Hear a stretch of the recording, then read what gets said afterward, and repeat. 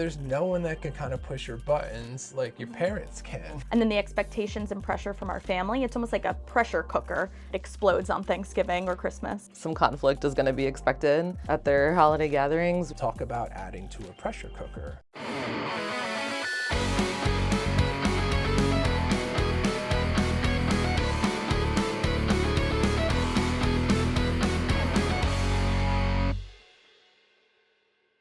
What's up, guys? John here with Blueprint Mental Health, joined by Carly and Sam for the 9th episode of the Blueprint podcast. And this episode, we are doing our holiday extravaganza. So what does that mean? Well, we're going to try to figure that out as we kind of move along right now. But no, in all seriousness, holidays are coming up. By the time you guys are seeing this, it'll be about 1 week out from Thanksgiving, followed by Hanukkah and Christmas and all that good stuff that comes soon thereafter. With that comes a lot of stress and anxiety and conflict, unfortunately. So today we wanted to talk about that, the things that we see popping up, things that our clients come to us with when it comes to the holidays and their mental health. Let's talk about our experience with the holidays. So for you guys, I'm curious, what does Thanksgiving look like? Is it a big Thanksgiving, smaller Thanksgiving? What does your Thanksgiving look like? I always have multiple things that go on. So if it's split between the two families because my parents are divorced, but in general it was like this even before then, because we never hosted. So it would be, we would have to see my mom's side of the family normally on Thanksgiving. And then the weekend after Thanksgiving, we would usually have a day that we do Thanksgiving 2.0, which is honestly a lot of food. It's kind of ridiculous. But then for Christmas, Hanukkah time, since I'm half Jewish, half Catholic, usually Hanukkah we don't really do anything because it's really not that big of a deal. The world makes it seem like it is, but it's not. But then for Christmas, we'll visit my dad's side of the family. So usually that's how the scheduling is. It's kind of crazy. Yeah.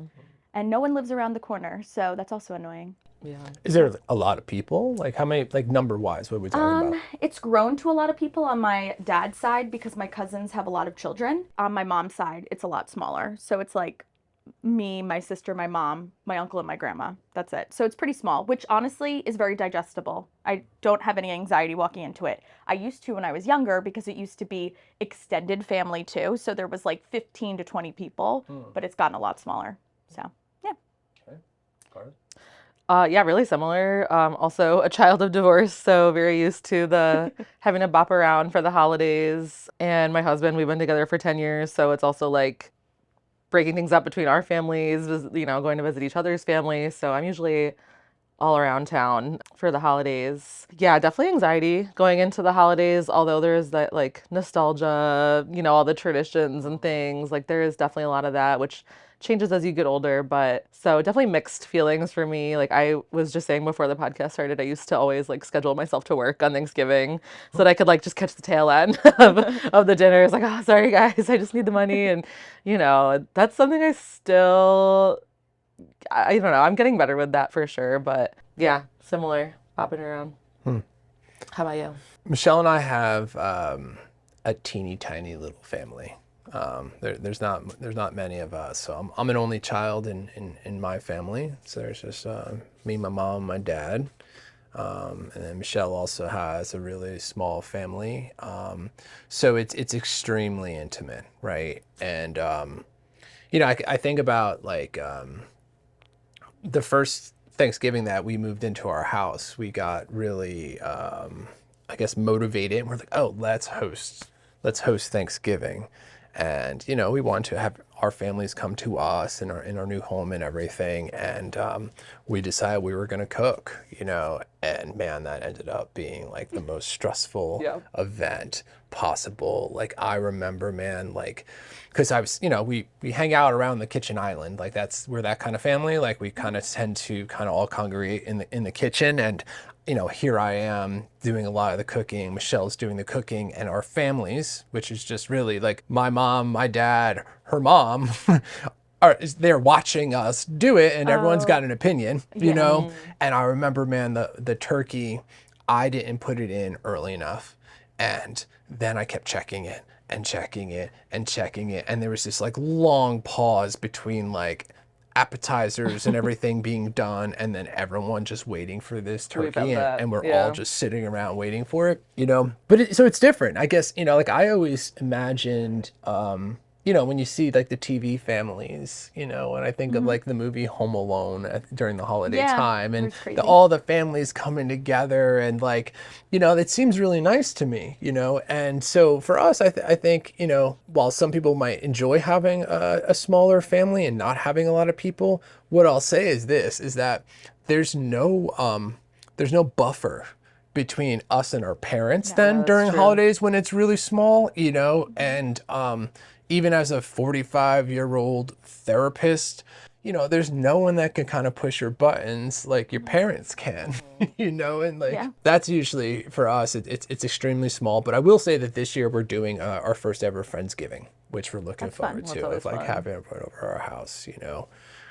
But yeah, I think, you know, it can be stressful getting back together with the families. It's hard to sometimes let go of some of the childhood stuff that comes up. And even though you're an adult at this point, that's usually it for me. And then you know, for us, Christmas is kind of the same thing. Christmas Eve, we tend to go to my mom's house. She cooks. And then Christmas Day, Michelle and I spend just the two of us. Well, no, the three of us with Olive. And we just kind of hang out. I'll be so calm now. Oh yeah, like we open up presents during the day, a couple mimosas going, like, you know, it's a good time. I think that our clients a lot of times have much different experiences, especially like you guys were saying. Like, I'm curious, like both being from divorced families, and does it get weird, like having to figure out where you're going to go for different holidays, and then also with a spouse or significant other, then trying to plan, like, hey, whose house are we going to? And like, does that come up for you guys ever? Like Every year, yeah. Every year, because my brothers have a different dad than me. So it gets even more complicated. Like, they have to do some holidays with their dad, and then we have to coordinate that with like our side of the family, like my mom's side, and then with my husband's side of the family, you know. So it's just, always gets messy every year. And for me, the anxiety is like not being able to please everyone, which is something I've gotten a lot better at accepting and just going with it. But that's always the stressor for me, is like, how do I make time to like make sure everybody gets visited and I get to spend the holidays with everybody I want to. And even the Friendsgiving, I love a Friendsgiving. I love to, you know, incorporate my friendships and my family traditions, because I'm a big believer in like your chosen family too, you know, like not just your biological family. Like, that's really important to me. So it just feels like, you know, being pulled in a lot of different directions. And I know a lot of my clients have expressed similar things. It's something you get used to, honestly, but like it's still a stressor. Yeah. For me, when I was younger, it was more complicated. My parents were still married at the time, but my mom's family and my dad did not get along well. So there was a lot of family conflict, which is why we've gotten to a lot smaller of intimacy when it comes to families during Thanksgiving. But for Christmas, it's not complicated because obviously we're not celebrating that as Jews on my mom's side of the family. Yeah, I'm trying to think if there was anything else, but no, that's pretty much how it lands. It's not too complicated, but it gets annoying when you're celebrating multiple Thanksgivings, quite honestly. Also, I'm the one that cooks because my mom cannot cook for the life of her. So as, you know, an 18-year-old, I was the one cooking at Thanksgiving for everyone. wow. That's funny. Which was stressful. Yeah, So, it is so stressful. Zach had to cut our turkey like 2 years ago, and he didn't know that's like the job he was being assigned. So he showed up and was like, okay, I guess I'm cutting a turkey for the first time. And this year, leading up to Thanksgiving, he's like, don't make me cut the turkey again. Like, that was so hard. My grandmother leaned into me. She was like, you butchered this turkey. What did you do? It's harder than it looks. We looked up like YouTube videos. It's harder than it looks. It's so hard. It's a thing, you know, and I think that, you know, a lot of times, like traditionally, there is kind of like, and agree with it or not, like the man of the house kind of carving of the turkey, when you think back to like all holiday movies and everything like that, and like they'll bust out their electric carvers and whatnot that were a thing at one point, you know. So yeah, it's like all these little things that start building up into these stressful moments, right, that at the end of the day they're like no big fucking deal when you really think about it, of like the carving of the turkey. And like what happens now is like the reason that we're getting together all of a sudden starts to just be completely overlooked, right? Like the whole idea of like getting together to give thanks for these things that we're grateful for. But instead it's like the stress of, oh my God, did I overcook the turkey? Or, oh my God, I got to carve the turkey the right way. And then, Uncle Bob had too much to drink tonight, and then his spewing his political views, and his political views don't align with this person, and like it could really end up being like kind of a shit show for some families, for sure. Absolutely. The really controversial thing that happened at my Thanksgiving last year was that I used salt in all of my recipes because my grandmother is very against salt. Oh, It scandalous. was like a really big argument. And I was like, no, I'm sorry, I'm putting salt on mashed potatoes. Like, I'm not going to have bland mashed potatoes and bland turkey. Right. She got over it. Yeah, you got to salt your food a little bit. You got to season your food. But like in the grand scheme of things, does the salt really matter? No. It's the fact that like my 95-year-old grandmother is still able to like enjoy Thanksgiving with us. But in that moment, I wanted to wring her neck a little bit. I'm going to be honest. So. Right.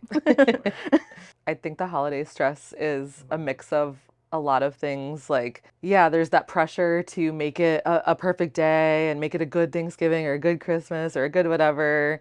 And sometimes the pressure and anxiety around making that, it's almost like self-sabotaging, like a self-fulfilling prophecy where because you're so stressed about making it perfect, the stress is making it not a fun experience.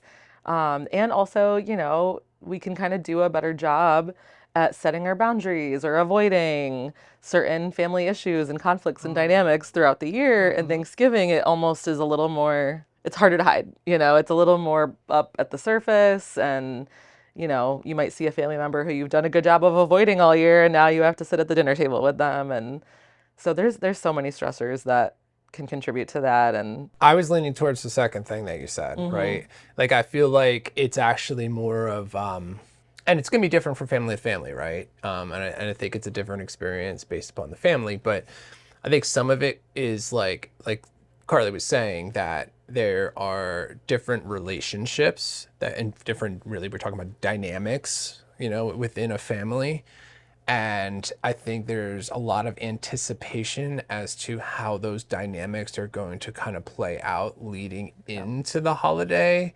And, what happens then is like really you're experiencing like a lack of mindfulness, right? You're like anticipating, oh my God, I'm going to see this person or that person, or how is this person going to get along with that person? Right. And then, also then, am I going to cook the turkey properly? And I'm thinking ahead to that, and then carry that into that day. And then, for some families, like, look, my family, we like to eat and drink, right? So you get the wine flowing, right? And usually, sure, I get to Thanksgiving, I'm first thing, and that's usually for the rest of the evening. Wine starts flowing, stressors start coming up, and like, I think that's where a lot of that comes from. It's like anticipation of how things are going to go, and then when you start mixing families, right? So I'm lucky that I have an awesome mother-in-law. Like, she's, if anything, my mother-in-law is like over the top, like not wanting to like impact my life at all. She's very mindful of like, hey, like, I want to give you your space. Like, hey, is it okay that I'm here and whatnot?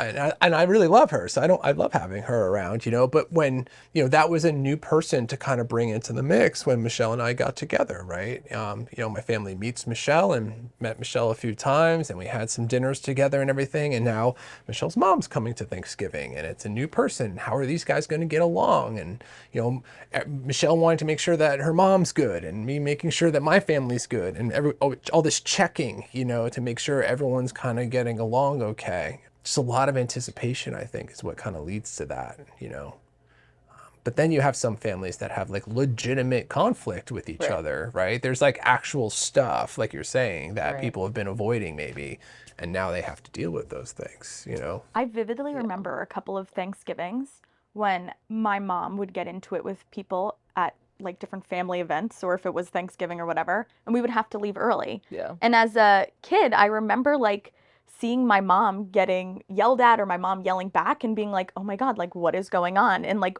ultimately wanting to defend her, but I was 10. And it was just like a weird thing because you then see on social media, right, that like all these families are together and there's these pictures and it looks so perfect, right? And then you're like, oh, well, like I literally had to leave halfway through my Thanksgiving dinner because everyone was screaming at each other. I think you're bringing up a good point, right? And not to overlook the main thing you were saying there, but like, yeah, because like no one's posting that part of their Thanksgiving on social No. media. They could have posted those cute pictures and also had a meltdown and left early. Exactly. We don't know. Usually, Yeah. right? Here's the nice big family photo. Everyone's getting along. Everything's cool. Look at our beautiful food.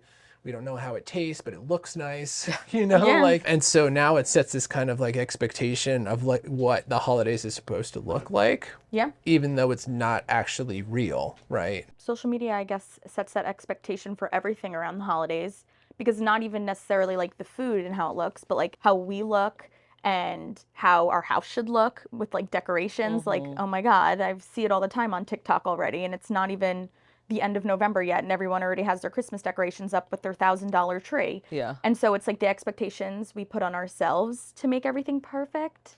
And then the expectations and pressure from our family. It's almost like a pressure cooker that is happening and then it explodes on Thanksgiving or Christmas. Or it's just, even if it doesn't explode, it's like didn't meet the expectation of how I kind of visualize things to be, or how the movies put it out, or how social media kind of presents it, right? And again, losing the meaning of why we're actually getting together in the first place, of like actually wanting to connect with family and be grateful for those relationships. But you know, you don't pick your family though, right? No.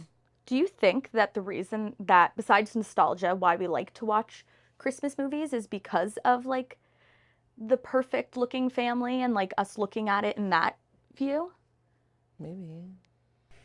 Well, yeah, I mean, it's nice, right? Like, Yeah. I love like holiday time watching A Christmas Story, Yeah. you know, and I mean, they definitely had their issues though. they did. Yeah. They did, you know, but it was still though like kind of simple, you know, like it was kind of simple and just kind of easy. Where now it just feels more complicated around the holiday times, you know. And I think, you know, something to touch on, and we could kind of segue into this, is like especially this holiday coming up, right? We're coming into it following an election cycle, right? And you know, election just literally wrapped last night, and now you're going to have folks showing up at each other's homes for Thanksgiving, for Christmas, for Hanukkah, for whatever holiday they choose to celebrate, that have now very different political views in a time where people are very outspoken about their political views, and our country is more polarized than it's ever been. Talk about adding to a pressure cooker. Do you guys have any advice for folks going into a situation of how to handle politics and you know, during this next holiday that's coming up here? And you know, look, we're not going to do a deep dive into the politics and whatnot. You know, we tend just to not do that here as a practice. You know, I think people here have different views in our practice, and they're all respected, but we don't wear it like a badge or anything like that around here, you know, because it's work.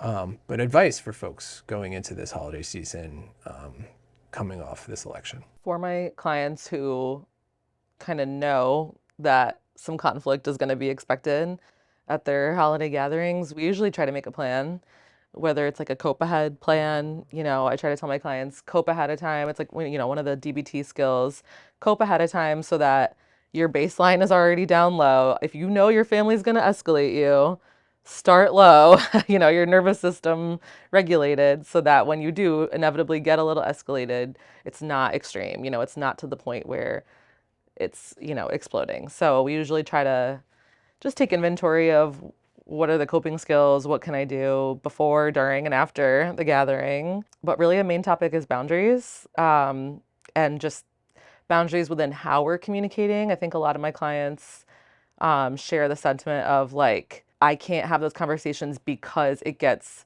disrespectful and it gets personal. So A, is the Thanksgiving dinner table even the time to have those conversations? Probably not, right?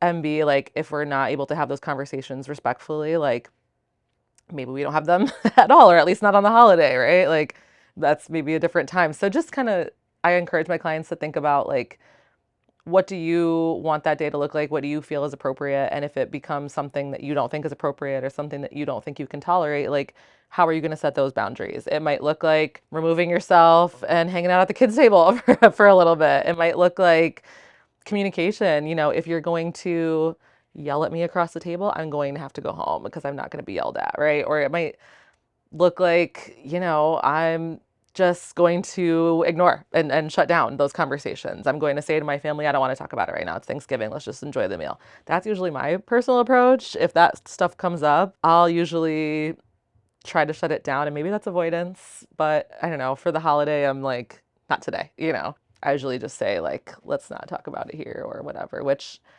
I don't know. I have conflicting feelings about that approach, but that's typically my my default. But I don't think that's avoidance. Yeah. You know what I'm saying? Like avoidance, I think, Like is time and place. Right. for Avoidance those is if things. you continually do that. Yeah. Right. Like if that's your go-to is to like avoid and pretend like it doesn't exist. Like no, it's avoidance. I think is almost like to avoid it is like almost a distress tolerance skill. Right. In the moment. Right. And just to clarify what Carly's talking about when she talks about a cope ahead plan. You know. It's something I talk about with my clients a lot. So it comes from, like she said, dialectical behavioral therapy. I think all of us here pull from DBT at some points. We're not in any way like a DBT therapist where we follow the prescriptive plan of dialectical behavioral therapy. But one of the skills is develop a cope ahead plan. And what that is like, if you know you're going to be facing something that is going to trigger a negative emotion, right? That you have some data that you can look back on and be like, okay, this is what normally triggers me. This is what's happened in the past, as opposed to just being like, okay, let me kind of wing it and hope that it goes well. It's like, okay, I know this is coming up. So what am I going to do to kind of prepare myself walking into it? Like she said, like Carly said, starting low, right? Then if I do get triggered, what are the skills that I'm going to approach? And then what's going to be my last ditch effort to kind of get myself out of there? That way, like you're going in with some kind of plan and not trying to think on your toes when you're already in like an emotional state, you know? So yeah, and I think all the advice that you gave there is valid and good stuff, right? I think every family is different. It just depends on, you know, yourself best. You know what mental state you're walking into those holiday gatherings in and preparing accordingly, you know. And I like that though. Like I think that's something that doesn't get emphasized enough, of like preparing yourself for that, right? Like if you're waking up on the morning of Thanksgiving and you are already thinking, oh my God, today's the day and it's my family's, they're a mess and it's going to be a huge blowout and I hate being there and Uncle Tommy and Uncle Bob is going to be fighting with each other, and like, and you're just in that space, like clenched, waiting for Thanksgiving to start. Like you're already like behind the eight ball. Yeah. Versus being able to say like, okay, I'm stressed about this. I know it doesn't normally go well. And like, okay, what am I going to do this morning to kind of keep myself in a space of like kind of zenned out a little bit and keep myself calm going into it versus being all angsty going into it as well, you know? What about you, Sam? Mine's a little different because obviously I see a lot younger of a clientele. So I do more of like planning with the whole family. So I'll include mom and dad or whoever into the plan that we're going to have. So specifically for the younger ones that are between like 4 to 10, like obviously they need their parents to be able to help them in certain situations, because for an 8-year-old to advocate for themselves is hard. Yeah.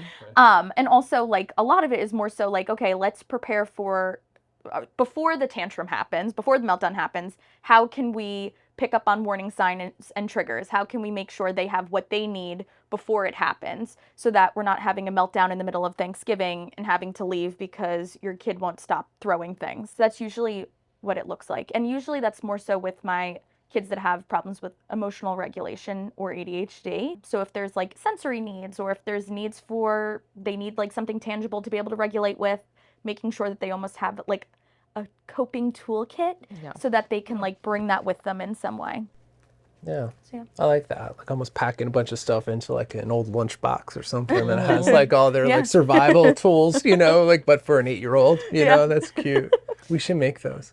Do you see issues come up at all with food too? Like I know some of my younger clients, they know they're going to be like I mean, this isn't a huge deal, but they know they're going to be like, they don't like turkey. People are going to pressure them to eat turkey, or like kids with like sensory issues with foods, or even, last week our podcast was about body image stuff. Like that can come up around the holidays. It's a big eating holiday, or Thanksgiving and, Christmas and everything.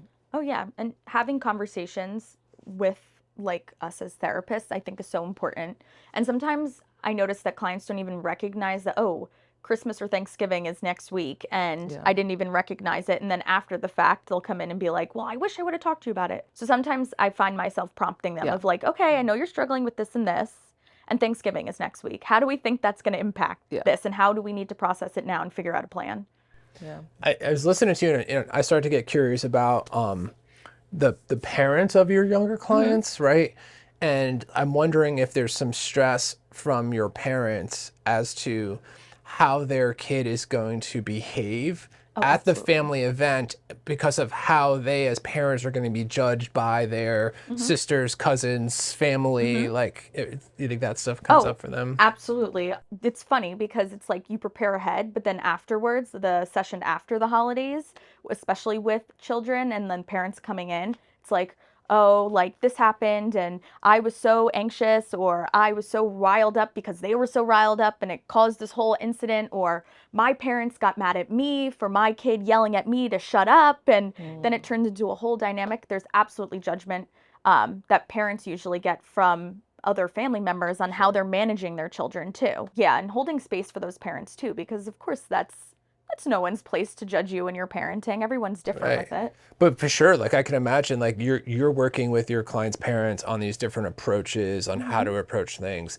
They go into that holiday trying to execute on what they've been kind of working on and practicing, but they have their sister who's never been to a therapist and their mom like weighing in about their approach, which might not be in line with what you guys have been working on, you know, and now they're being judged for not yelling at their kid or sending them up to a room somewhere or something, you know? It's funny because usually what comes up in parent coaching sessions is, I don't want to be like how my parents parented me. And then they're going into a situation where they might be spending an entire weekend with their parents, right? And so now they're being judged by their parents on how they're parenting their children. And, well, I didn't parent you that way and you turned out just fine. So yeah, there's absolutely those dynamics that then happen with the parents and their other family members. Yeah, absolutely. It's hard. My folks, because I'm seeing mostly older teenagers, mostly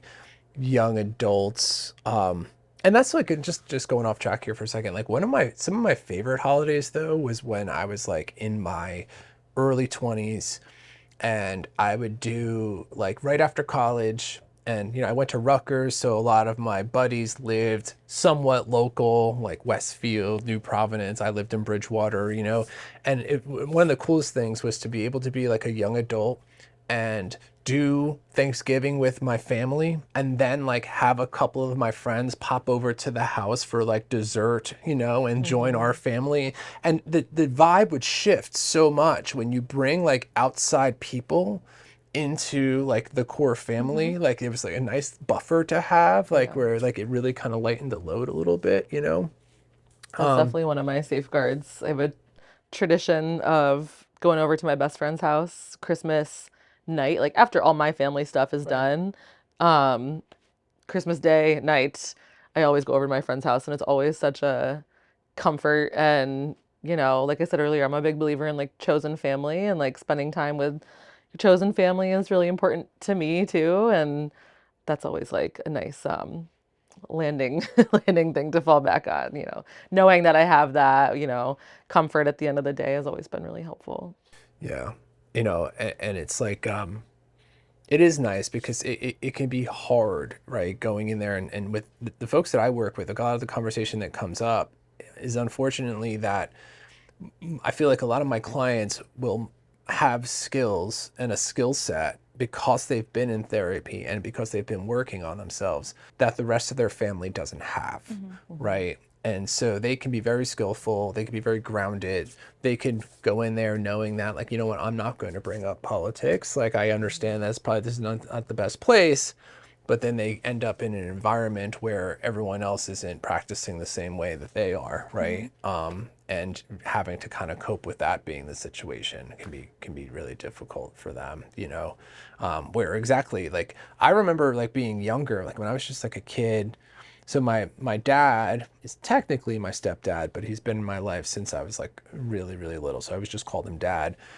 He was raised Jewish, right? So I've been to many a Passover dinner in Brooklyn, you know, like it was like every, you know, Passovers and, you know, we used to do a lot of Thanksgivings at the house in Brooklyn. And I remember as like a younger kid, like I would be the only child there. You know, it was like aunts and uncles and whatnot and all adults. And I was like the one 10-year-old, 11-year-old that was there. And there wasn't any like mobile video games or anything like that. But I remember one year, I'd be able to go upstairs into my grandparents' room to watch TV. Like when, like, you know, like we'd be taking a break and they just let me go. And I remember finding a stack of Playboy magazines in my grandpa's room.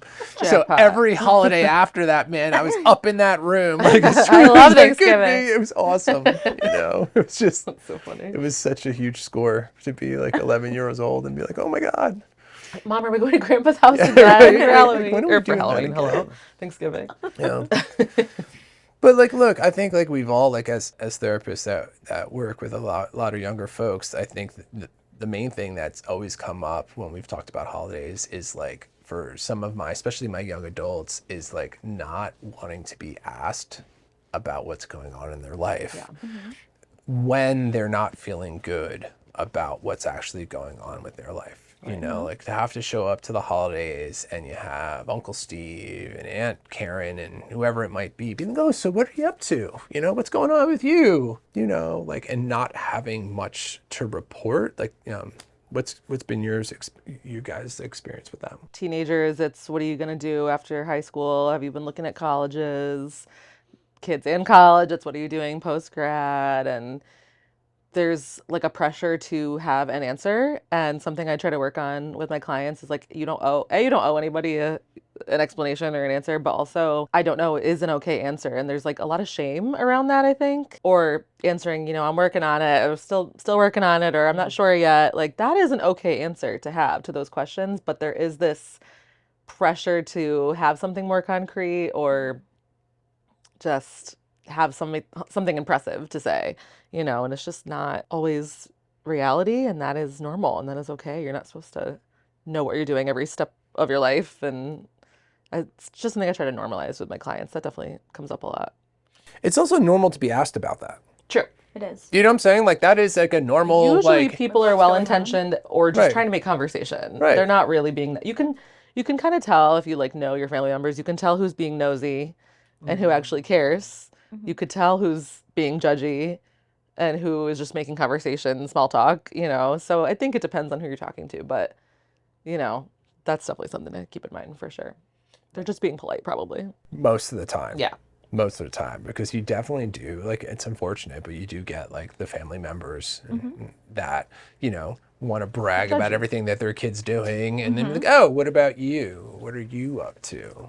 There's that pressure to share like a big accomplishment or a big win or a big change in, you know, your next phase of life, and those things are great, but those are not happening every day. Those are not happening every Thanksgiving. You know, you might not have anything to report some years, and that is okay. But yeah, absolutely, you can share in the small wins, even if it's just like, oh, you know, I've been spending more time, you know, just trying to relax or trying to practice self-care. I've been spending more time thinking about what I want to do and I don't know yet, or, you know, I've been just plugging away at my classes, or, you know, just, yeah, having something average to report is totally fine. Leveled up on Call of Duty. Right. Yeah, Big deal. got 8 Yeah. hours in yesterday, man. You know, like just Right. owning that. I read a right? new book. Yeah.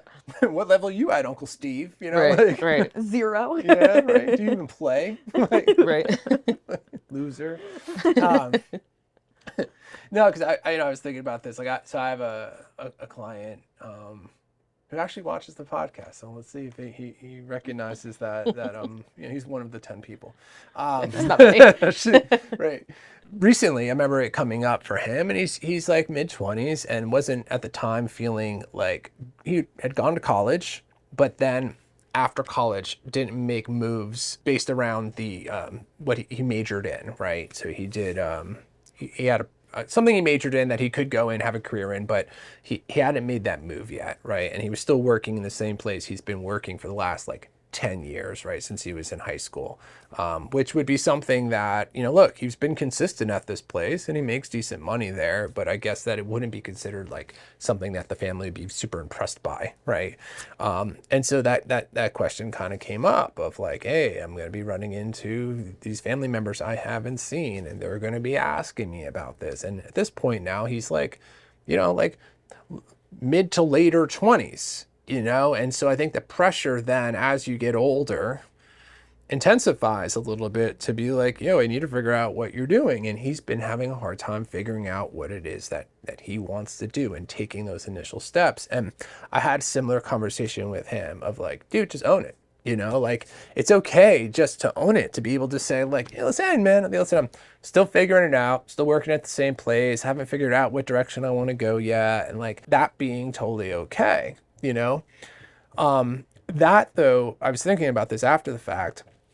It sounds good. I believe what I'm saying, but the truth is that I'm biased because I've had the experience already, right? I was 27 living at home, 28, 29, up to 30 living at home, unemployed, no career options. And now I'm here talking about this stuff, obviously that like I've taken some steps forward.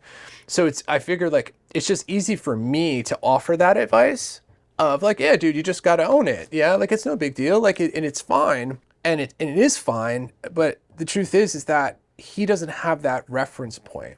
Right. And if he's not fine with it, then it's harder then. Right. So I think first things first, it's like getting yourself right with the fact that you're maybe not in a place that you want to be quite yet, right?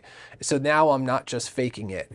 So I don't know, I guess I almost feel like maybe I was a bit invalidating on being so quick to offer this advice when it makes sense that he's feeling the way that he's feeling because he doesn't have the reference points that I do of a time where I was in a similar situation and got through it. Yeah. You know, he's still in that situation right now. Yeah, and I think you can have that insight and still feel the shame and everything around it. Like something that I try to, a metaphor that I use a lot with my clients is, yes, you can see the light at the end of the tunnel. A lot of my clients have great insight into that. You know, they'll say like, oh, I know this is just high school and I won't care about it in 5 years. And that's true. And that's good insight to have. And at the same time, yes, you see the light at the end of the tunnel, but you're in the tunnel for a couple more years, you know, you're in the tunnel. So can we at least make the tunnel a little more bearable? Can we at least learn how to tolerate the tunnel and show our self-compassion in the tunnel before you get to that point? Like, yeah, that's a great perspective, but does it really help you right now? You know? Yeah. And it's just, it has me thinking back because like I was saying, like, you know, I definitely was that person. Yeah, you probably got similar advice at that time. You know, well, no. No. Maybe not. No one ever really gave me any advice, honestly. I had to kind of figure that shit out on my own. Yeah. Which then creates even more biases for me when I'm, you know, now. But like, yeah, being in that position, man, of like, you know, being in my late 20s, having a lot of things really not going well, and then being around family, it is extremely, extremely stressful. And when you're in it, you know, and you're still going through it, it's hard to see that there's a light at the end of the tunnel. Like if there's nothing, you know, but when it changed was when I made that decision to go back to grad school.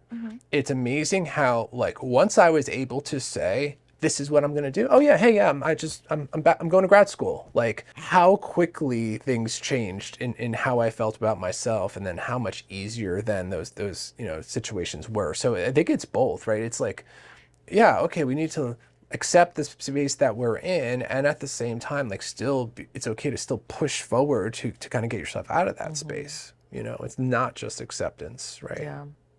Something else that comes up a lot is, just letting go of control over how other people perceive you, because you could have the perfect answer to the question. You could say, oh my gosh, things are going so great in my life, and here's my fun update, my, you know, impressive update, and people still may judge you for that, you know, and you can't control that. And I hate that fact of life personally, but it's something that you have to find some acceptance in. Like my little brother, for example, he's 24, so he's kind of in that phase of life of like, I don't know what to do, feeling a little lost. What direction do I go in life? And he decided he wants to go to PA school to be a physician assistant, which is awesome. But he has like no like experience in like medical background. He's like very squeamish with blood and stuff. So he's getting a lot of like backlash, I guess, or judgment or doubts from his family and friends. Like, oh, are you sure you want to do that? Is that the right path? Or, it's going to be hard and this and this. So it's, I think about that. Like, even if you do have an impressive update or a good answer for these questions at your family gatherings, you still may get judgment and questions and, things like that. And so as frustrating as that is, it can also be liberating to let it go, let go of control. And kind of the mindset that I usually try to walk into those situations with is their perception about me probably has nothing to do with me. It has everything to do with like their lens that they look at the world through, and just filtering through whose feedback actually matters to you. If it's somebody that knows you really well and you care about their opinion, yeah, hear them out. If it's somebody that really doesn't know you very well and their opinion on you isn't valuable to you, you can let it lie. Which is obviously so much easier said than done, especially when emotions are escalated at the dinner table and stuff. But assumptions then made though of what the other person's perception is of me, right? And like, because all right, someone could just be an outright dick to me at dinner, right? And I'm like, okay, like I know where this dude's coming from, right? And that he has a negative perception of me because he just told me so, right? But really, a lot of, I think, what people think other people are thinking is exactly that. What I think they're thinking, right? My feelings are based off what I think you're thinking about me. Right. And what I think you think about me is going to be based upon, like, I'm just trying to figure this out now. What I think you think about me is going to be based upon what I think about you, but more so what I think about me.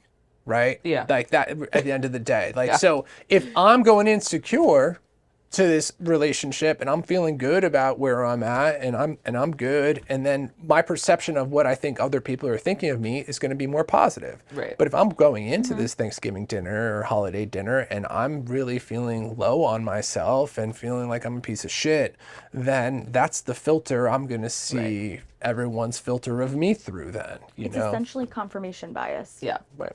That you're like, oh, I'm feeling crappy about the fact that I don't know what major I'm in and going to do in college, right? And then it's Aunt Sue and Uncle Bob are both saying to me, oh, well, like, why don't you know what you want to do? You're being questioned about the vulnerable part that you're feeling in that moment of like, it's vulnerable for you to have to be in touch with the fact that you don't know what you want to do. Then these people are questioning that. Right. Yeah, it's kind of similar in a way. Like, I saw this really cool video the other day that was like, oh, Toby's gonna join us. Come here, puppies. This really cool video the other day where it was a woman who specialized in like nonverbal communication and like reading nonverbal communication. Right, puppy? You're a proud puppy. Nonverbal communication right now.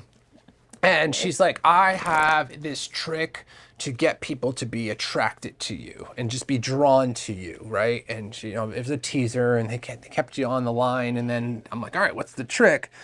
And basically she was like, what you want to do is like when I'm having a communication with somebody, whoever it is, in my head, what I'm thinking to myself is, I love you. I love you. I love you, right? She's not saying it to the person, but she's thinking that about that person. And what that does is send off this kind of energy that people are drawn to. They're feeling that, right? So it started to make me think then, like, okay, if that has this positive impact, right? What I'm thinking, right, is being shown through my nonverbal communication or my energy, frequency, whatever you want to say, depending on what you believe in. If I'm walking around then with all these negative thoughts about me and about other people, like what kind of signals then am I sending off to the people there, like, so then what kind of version of me is showing up at holiday dinner, right, based upon what it is that I'm thinking about myself. And I have this kind of like, I don't know if I should tell this story, but in my like mid to late 20s, I was at like an all-time low. Okay. Worst period of my life for sure. And so I had a bit of a dry streak when it came to the ladies. Okay. Like I would go out to the bar with my friends, right? And meanwhile, I'm like living at home, unemployed, no driver's license, right? And like, you know, and when you're in your like early 20s, maybe you could get away with that, like if you're cute or something. But when you get to be like your mid to late 20s, like women for the most part are looking like, you know, hey, what do you got going on? You know, like what kind of person are you? Are you driven? Are you motivated? Do you have something you're passionate about? And I had none of those things, right? So I'd be out at a bar, and even if a girl was kind of flirting with me or something like that, you know, I wouldn't do anything about it because what I'm going to be like, oh, hey, do you want to hang out? And can you come pick me up at my parents' house? Like, you know, like, so I went on this total dry spell, right? And now during this time, there was this, I worked at a gym, and there was this girl that would come into the gym that was really, really pretty, and she was always flirting with me. And she actually asks me out, okay? So first date that I had in a really, really, really long time. Okay. And we have this date, and let's just say on that first date, things got a little bit romantic, right? I'll put it that way. Okay. And so the next day, I'm at the Bridgewater Mall with my two buddies, and all of a sudden I'm walking through the mall, and I'm noticing like all these like girls like kind of smiling at me and waving to me. And it was like I was sending off this different energy because I received the day before some external validation from somebody, which then changed how I was thinking about myself, and how I was thinking about myself was coming through in my nonverbal communications and all that. And That's called something on like social media. it's a thing. Yeah, it's called BDE. Oh my God. Oh, what does BDE stand for, Sam? Big dick energy. That's why everybody thinks. That's what I had? Yeah, because you were like, they like talk about it with like different celebrities, Yeah. right? And like, for example, it's always It started with Pete So Davidson. did I have little dick energy before that? Maybe. then? yes. It started with Pete Davidson when he started dating Ariana Grande, and people were like, how the hell did that happen? Right? And it's his And they were confidence. like, he's confident, he's unconventionally attractive, but he's like confident in it. So that energy that he gives off is like, that's what like the And wait, it's like confidence. And he dated Kardashian too? He dated Kim Kardashian. He's dated every. That everyone's like, Everybody. why? He's just Why? like, but they also call it, what is it, rat something? They call it people like that some type of like, I'm trying to think. I don't know. That must have been a long time ago. I forgot the name of it. There's so much you have to keep in your brain. Like, Wow. yeah.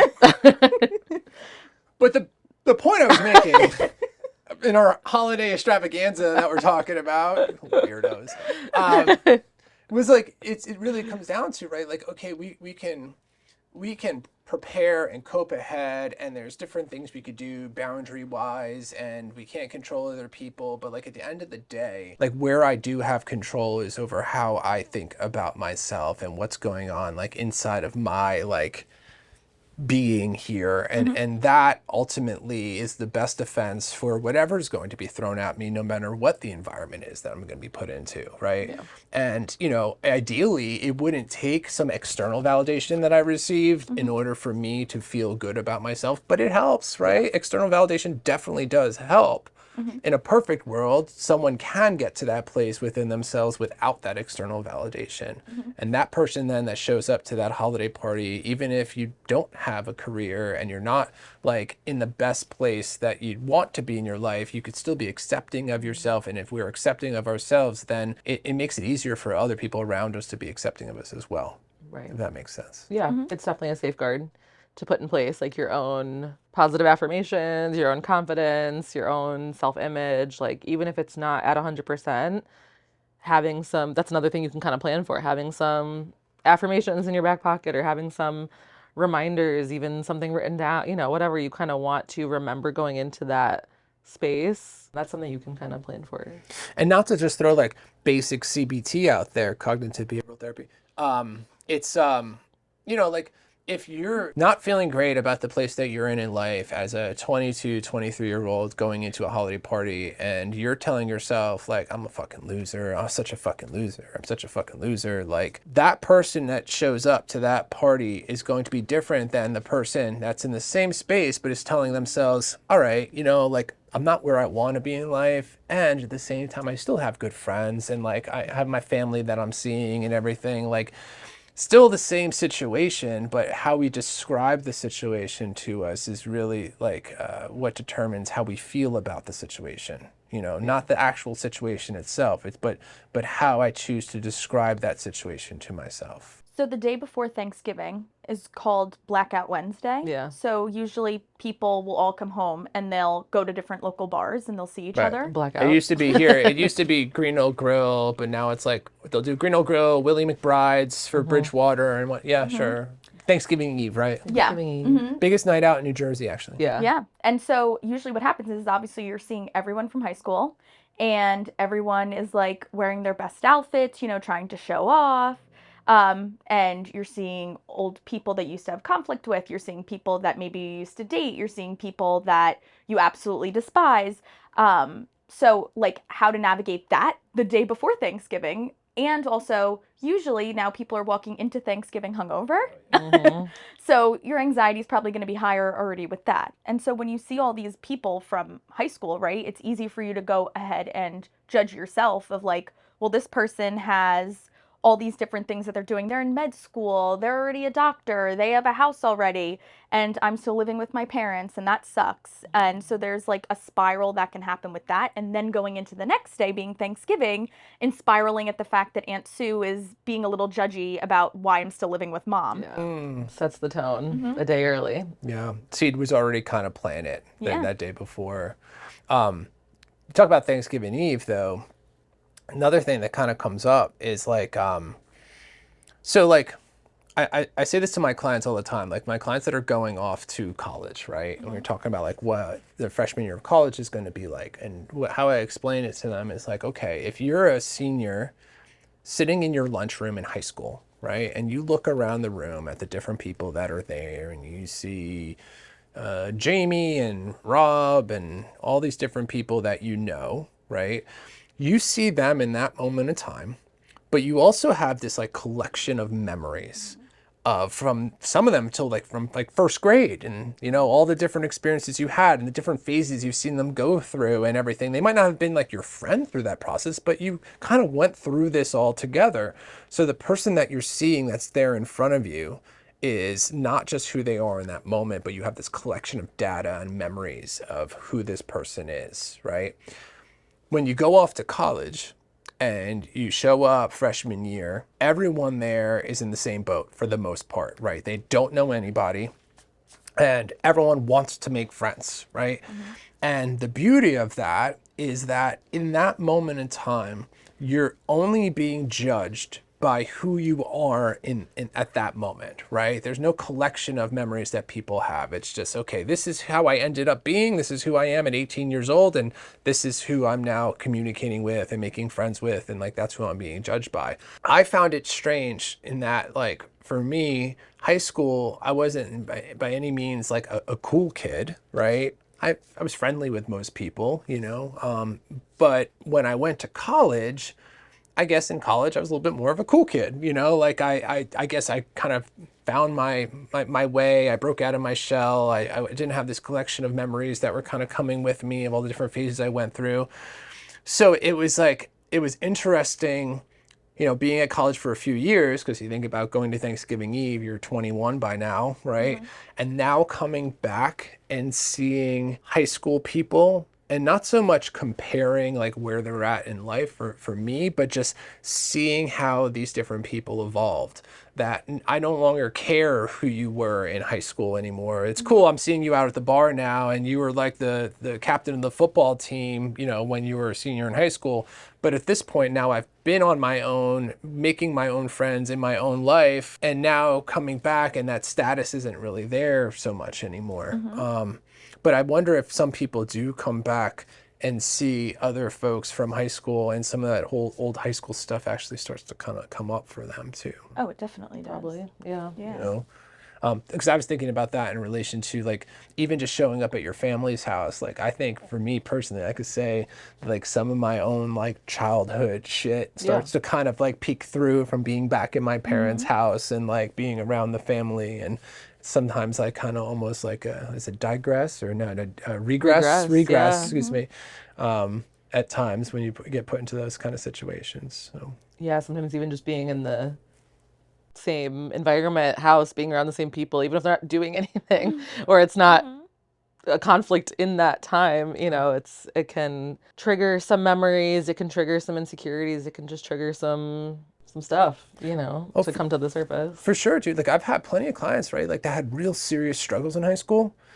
And then they get their shit together and they're doing really well. And then like they go off to college, let's say, and then they move back home and they go back into their high school room. And a lot of that old stuff comes back because there's a lot of really dark times being spent in that room, you know, in earlier years. And they'll notice feeling a bit more triggered than they normally would be because of being back in that environment, for sure. It's weird when you get older and recognize that the adults that you grew up with, whether it be your parents or aunts or uncles, are fallible. Right? When you're a kid, you kind of look at them as these are the people that tell me what's right or wrong. And to get older and now know that maybe or have an opinion that they're not living their lives the best that they could be living their lives, and that maybe, you know, you have a better skill set when it comes to that stuff than they do at this point, is a weird thing to notice that and then to still be treated as if you are the child from that person. I think that does cause a lot of conflict for sure, you know. It's also interesting for us as therapists now that we're trained as therapists walking into all of these family dynamics and like also being the family therapist, right? Or the one that everyone can go to now ask questions about their child that's running around in circles, and how like that I know for me, I'm like, ooh, really don't want to have that conversation right now. Like completely off the clock. That's my being line. cornered. I tell them I'm off the clock. I'm off the clock right now. Yeah. Leave me alone. Yeah. Yeah, I don't love that part of being a therapist at all. No. Yeah. I really don't, you know, like as much as like, look, I want to help people. That's why I'm doing what I do. When you start getting people that you don't even like, didn't even really have a close relationship with, like reaching out to you via Facebook Messenger or something like that, looking for direct advice on stuff, like I think there has to be some boundaries with that. Yeah, because even you know? on the clock, we don't claim to be experts in everything and have all the answers. So especially off the clock, that's not something we owe people, but you know, there's that expectation sometimes. Yeah. And I always will. Like my friends, of course, you know, like I'm never going to like just turn them down. I might in the moment, hey dude, I don't have the space for this right now. You know, like let's talk tomorrow. Let's talk the next couple days. Yeah. Because, you know, because a lot of those phone calls happen for me usually on the ride home from work, you know, it could be kind of tough. Yeah. If a family as a whole could collaboratively come up with a cope ahead strategy. Like if you know as a family historically holidays don't really go great and they end in some kind of argument or things just not going well, you know, to get in a little bit of a huddle at the very beginning of the day when everyone is there and just together decide that this is what we're going to do, that we're going to be avoiding conflict today, and if, you know, maybe come up with a safe word or something if someone's feeling uncomfortable, like if it's getting to be too much, like I don't think that's a bad idea, you know, and as long as everybody kind of agrees, and all that's really doing is creating a sense of mindfulness. Like you're bringing everybody into the room to acknowledge that, hey, this sometimes doesn't go well, and we're going to do our best to not let it go there this year. It's not a foolproof plan, but I think just by planting that seed at the beginning of the day could go really, really far for a family. Yeah. Reminds me, like, just also the definition of boundaries, I think, can get skewed around like the holiday stuff because, you know, we talk a lot about boundaries, setting boundaries around the holidays with your family, you know, not owing people an explanation or your energy or your stress or your time. But we also have to remember that boundaries are not what other people are going to do because that's not in our control. Boundaries are what we are going to do. So you could make that plan, right? You could ask your family to be respectful, but at the end of the day, you could do an A+ job setting that boundary. You could do it perfectly, and that still doesn't guarantee that they're going to respond the way that you want or need them to. So then that responsibility falls back on you. Like, what am I going to do with that? You know, like that was an example I brought up earlier. Like, okay, if you're going to yell at me, I'm going to leave the table because I'm not going to be yelled at, right? That's my action. That's my behavior that I'm choosing to do. And I can't choose whether or not that person's going to yell at me. That's not my choice, but I can choose how I respond. And so, yes, that's a lot of like, that feels heavy sometimes. That feels like a lot of responsibility, but it's also how we gain back our power and our control over our own mental headspace or mental health in general. Is like, okay, like what am I going to choose to tolerate right now? How am I going to choose to respond to that?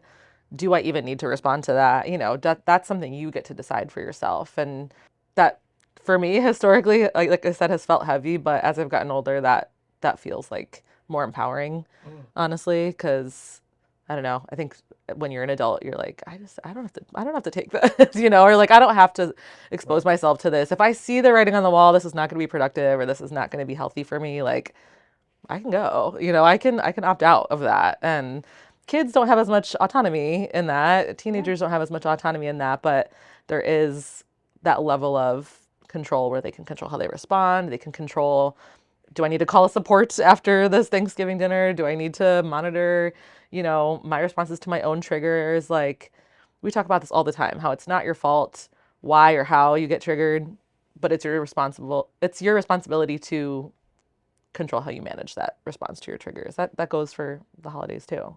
I love that. I feel like, Carly, I feel like you're talking DBT there a little bit. A little bit. You know, like there's like, not exactly the same, but I was thinking the same thing. And I don't know if I've ever mentioned it here before, but like, I forget what module it is. It might be emotion regulation or something, but like, it says like, whenever you're faced with something that is causing a negative emotion or driving a negative emotion, you have two approaches on how to handle it. The first thing is, okay, can I fix the problem, right? Because if I could fix the problem, I don't have anything to cope with, right? So what does the fixing the problem look like, right? So now, you know, someone is doing something you don't like at the family party, you trying to fix the problem is setting the boundary, right? I set a boundary, right? And now if that person stops what they're doing, it's all good. I don't have anything to cope with. But if I try to fix the problem, right, and they don't stop, or I'm not able to fix the problem, then my only other option is to ask myself, okay, how do I accept and cope with this being the situation that I'm in if I can't change it or if I can't fix the problem, right? So fixing the problem is try to set the boundary. That boundary doesn't work. Okay, I could try to fix the problem again and I can leave, right? But if I can't set the boundary or they're not respecting my boundaries and I'm not able to leave, ultimately, then I have to turn to option B, which is, okay, look, I'm here. This is the situation I'm in. These are the fucking people I'm dealing with. And I have to figure out how I'm going to cope with this being my situation at the end of the day. Yeah. You know, that is, I forget what module that is, but that's definitely some DBT in there, you know, and I love that like, yeah, you do get older and you're like, listen, I don't have to deal with this. Yeah. You know, like all it really comes down to is like, okay, this person feels a certain way about me. Like that's the only consequence is the person, how this person chooses to feel about me and then how I feel about the way that they feel about me. But if I could get myself to a place that I don't give a shit about how they feel you can about live with me, that. right? Then like, fuck you, you know? Because sometimes that is better, accepting that person doesn't approve of you in whatever way. Sometimes accepting that, obviously that's not a good feeling, but sometimes it's a better feeling than constantly reopening that wound over and over and over again. Thank you guys once again for joining us for another episode of the Blueprint Podcast, wrapping up episode 9. Please be sure to check us out on Instagram, on YouTube, and all that good stuff. The full length's on YouTube, and then all the little clips you'll find on Instagram and Facebook. So, and TikTok now, right? And TikTok, right? So hope you guys have a great day.